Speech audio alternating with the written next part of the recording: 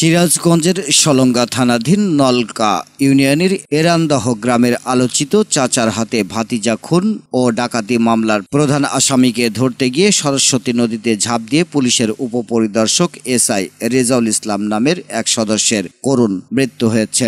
নিহত রেজাউল ইসলাম শাহ রায়গঞ্জ থানার উপপরিদর্শক এসআই হিসেবে কর্মরত ছিলেন। তিনি নওগাঁ জেলার সাপাহার গ্রামের তোজাম্মেল হক শাহর ছেলে।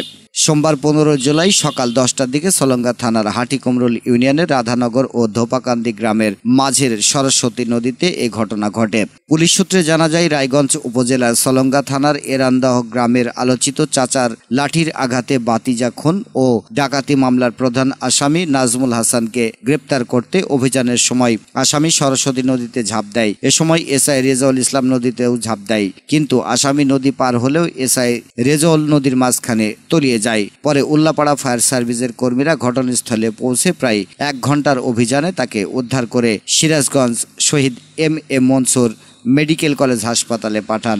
পুলিশ সদস্য নিহতের বিষয়টি নিশ্চিত করেছেন সিরাজগঞ্জ পুলিশ সুপার আরিফুর রহমান মণ্ডল। তিনি বলেন, সকালে ডাকাতি ও হত্যা মামলার আসামিকে ধরতে গিয়ে নদীতে অভিযান চালানোর সময় পানিতে ডুবে নিখোঁজ হয়। পরে ফায়ার সার্ভিসের কর্মীরা 1 ঘন্টা অভিযান চালিয়ে তাকে উদ্ধার করে হাসপাতালে পাঠায়।